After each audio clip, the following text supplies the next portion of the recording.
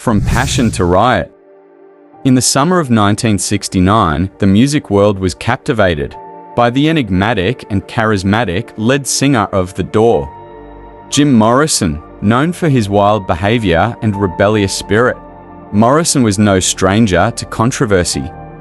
However, it was during a fateful concert in Miami, Florida, that his rebellious nature would lead to a series of events that would forever cement his legacy as a rock and roll icon. Morrison, always one to embrace the rock and roll lifestyle, found himself in the company of a beautiful woman. Lost in a moment of passion, the two shared a passionate kiss, unaware of the impending chaos that would soon unfold. Unbeknownst to them, a police officer had been hired to provide security for the band. However, in the dimly lit backstage area, the officer failed to recognize the iconic lead singer, mistaking Morrison for an unauthorized individual. He sternly ordered the pair to leave. Naturally, Morrison, never one to back down, engaged in a heated argument with the officer. Tempers flared, and in a moment of misguided judgment, the officer reached for his can of mace. Without hesitation, he sprayed Morrison directly in the face, temporarily blinding him. It was at this moment that the officer realized his grave mistake. He quickly apologized, realizing that he had just assaulted one of the most influential musicians of his time.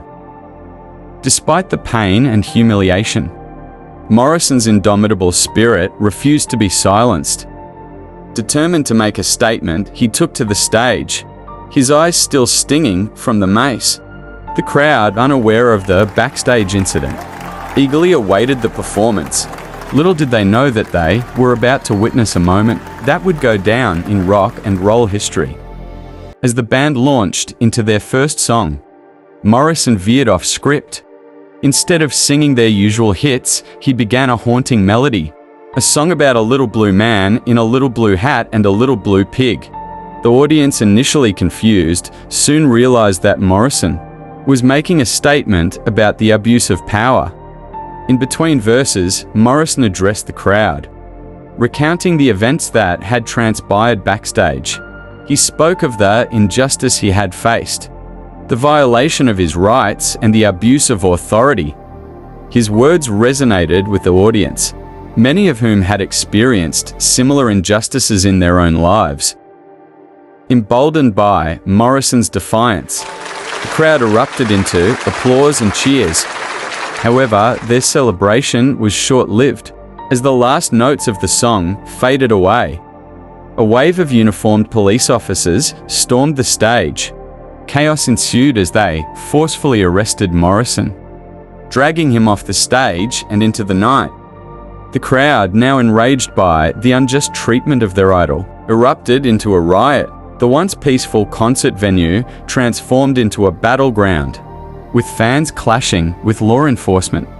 The streets of Miami became a scene of chaos and rebellion, as the spirit of rock and roll collided with the forces of authority. In the aftermath of the riot, Morrison was charged with breach of peace, resisting arrest, and performing an indecent and immoral exhibition. The charges were met with widespread outrage, as many saw them as a blatant attempt to suppress free speech and artistic expression. The case garnered national attention, sparking a debate about the limits of artistic freedom and the role of law enforcement in maintaining order.